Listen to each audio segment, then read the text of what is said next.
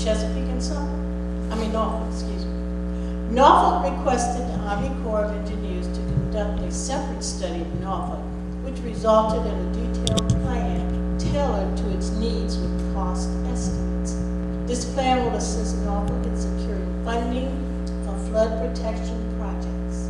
Our question today is, would you support a request to the Army Corps of Engineers to conduct a flooding study for our neighborhoods hardest hit?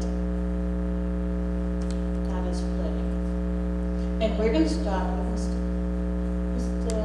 Councilman Ike, I'm sorry. I think being first on all these, I'm happy to. I would certainly support Corps of Engineers coming and doing a major study on our flooding areas and basically what needs to be done correctly to get us on plan. I believe it was back in 2003 we had a major study done back then, but not a whole lot of movement has been made on that. We've got a lot of ditches in Chesapeake. A lot of them are clogged, a lot of them are overgrown. They actually have trees growing in the middle of it. I actually walked one about 6 weeks ago, and there was literally a tree growing right in the middle of the ditch. We have to clean our ditches. The water's got to flow through.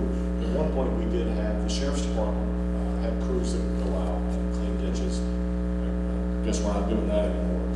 But we do need to pay attention to that. The more impervious spaces we put up, rooftops that don't absorb ground runoff, the water's got to go somewhere. One thing that we're doing that I'm real proud of is all the new projects. They have their stormwater retention ponds, which keeps all their water in their property.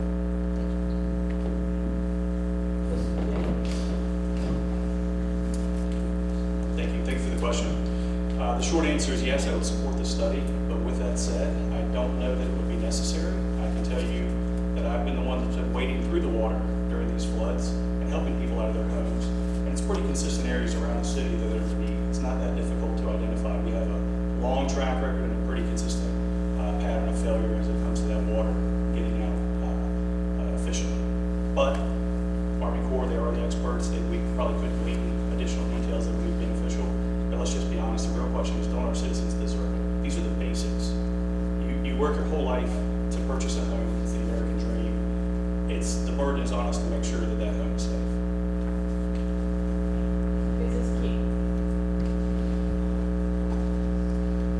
The answer is definitely yes. I'd like to see this city move in the direction of protecting the environment, not just when it comes to flooding, which is an issue and it's going to be a worsening issue over time. But I'd like to see this city make the environment a priority across the board, which starts with bringing back curbside recycling. As a physician, as a former earth science teacher, I understand the intricacies of the environment and our health. And so it's going to be a matter of our priorities. Where do we think we should be putting our money? And I think the environment is definitely a place that we should invest in.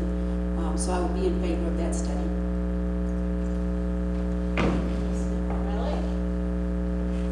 Thank you. I too would be in favor of bringing in the Army Corps of Engineers.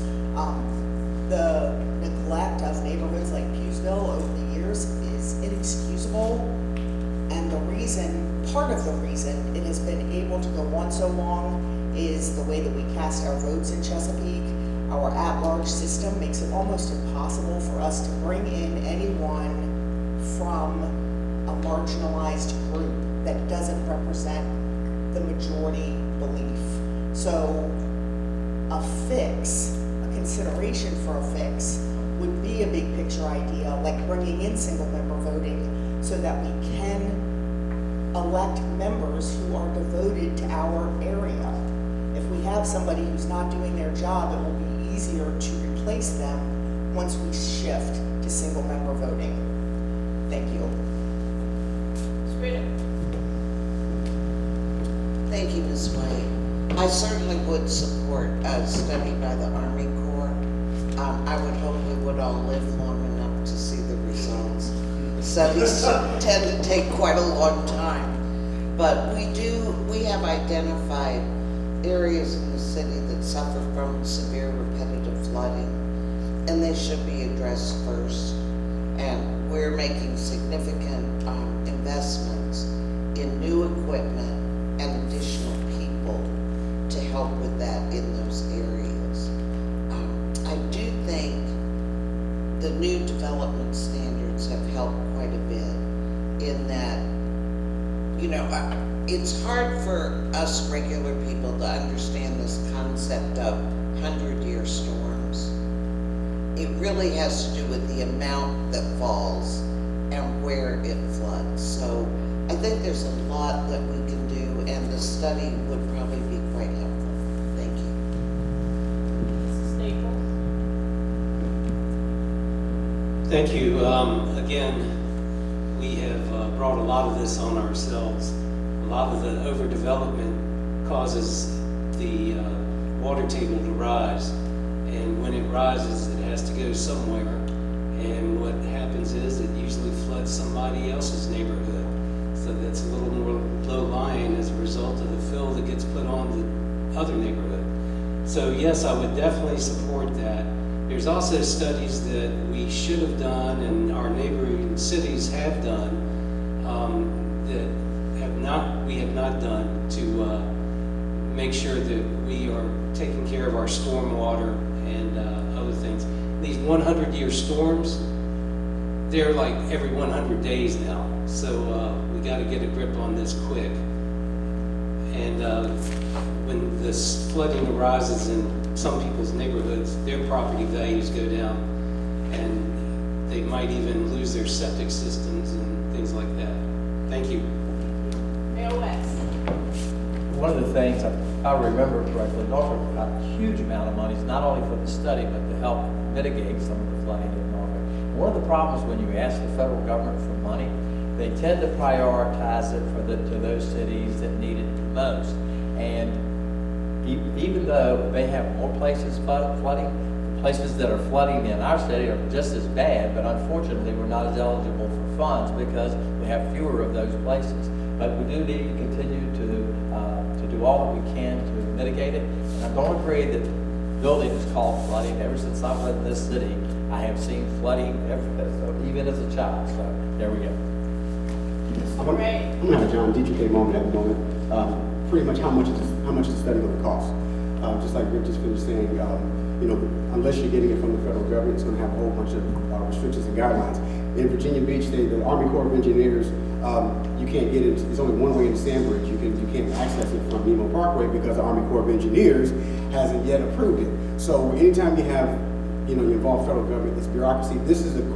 My answer would pretty much be it would have to be the consensus of council. We have to have discussions on that because if the federal government is not going to pay for the study, it's going to come out of the city budget. Where's the money going to come from, and how much of that is really going to change much of the issue? Thank you. Carrie?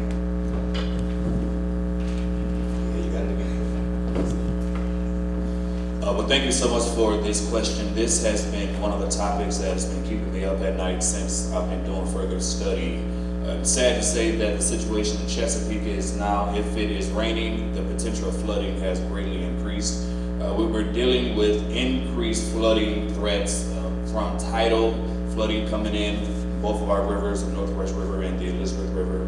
We're dealing with rising groundwater, and we're dealing with increased rainfall. What was considered a 50-year storm is now being considered a 5-year storm. So I'm definitely in favor of a study, but I don't think we actually need a study. Virginia Beach has done extensive work in this area.